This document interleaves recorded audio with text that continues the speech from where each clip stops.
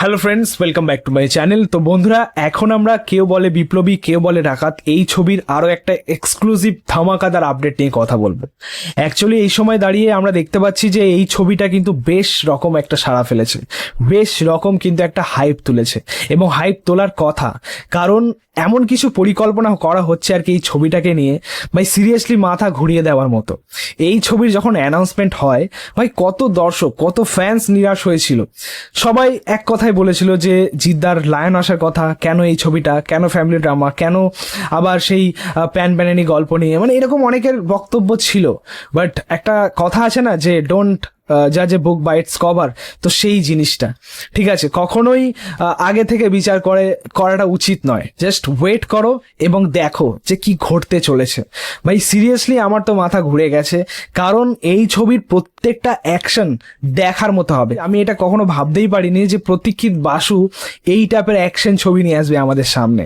ভাই এটা আলাদাই মশালা ছবি হতে চলেছে।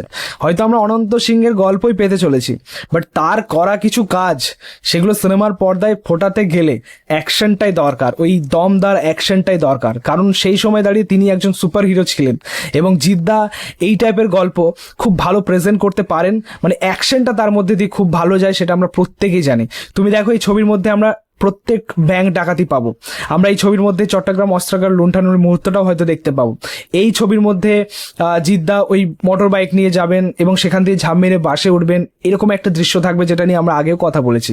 এবং যেটা সব থেকে বেশি আকর্ষণীয় অ্যাকশন দৃশ্য হতে চলেছে আর কি ছবির মধ্যে, সেটা হচ্ছে চলতি ট্রেনে অ্যাকশন। ভাই সিরিয়াসলি গোটা বাংলার দর্শক যেটা এর আগে দেখেনি বা যেমন অ্যাকশন দেখেনি, হয়তো প্রথমবার তারা এক্সপিরিয়েন্স করতে চলেছে।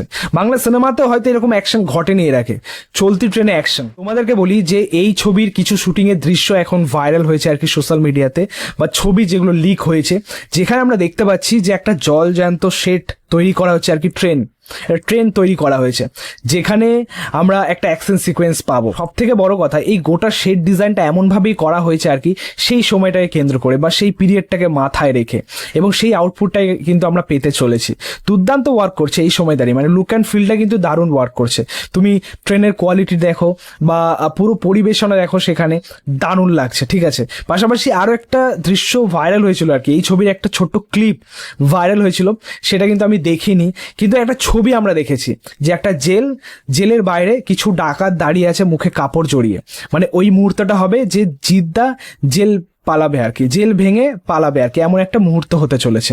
সো ভাই সিরিয়াসলি এমন কিছু অ্যাকশন সিকোয়েন্স এই ছবির মধ্যে থাকবে যেটা সত্যি মাথা ঘোরানোর মতো, এবং আমরা জাস্ট আর ওয়েট করতে পারছি না, খুবই এক্সাইটিং লাগছে আর কি বিষয়টা।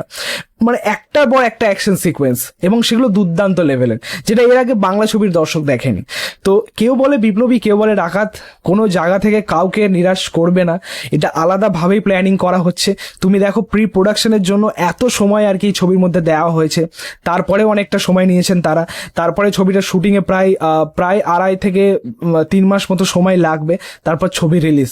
তো সব মিলিয়ে আলাদাই পরিকল্পনা হচ্ছে, দেখা যাক যে আউটপুটটা আমরা আসলে কেমন পাই। এখানে শুধুমাত্র আমরা সেট ডিজাইনটা দেখতে পাচ্ছি বা একটা জলজ্যান্ত ট্রেন তৈরি করা হয়েছে সেটা আমরা দেখতে পাচ্ছি, এর উপরে সিজির কাজ থাকবে, এর উপর ভিএফএক্স এর কাজ থাকবে, এবং সেটা কেমন ওয়ার্ক করে ছবির মধ্যে সেটাই মেন দেখার, মানে কতটা রিয়েলিস্টিক ভাবে সেটাকে ফোটাতে পারে আর কি মেকার্সরা, সেটাই মেন দেয়। এই ছিল এক্সক্লুসিভ আপডেটটা। তোমাদের মতামত রিয়াকশন অবশ্যই জানিও কমেন্টে।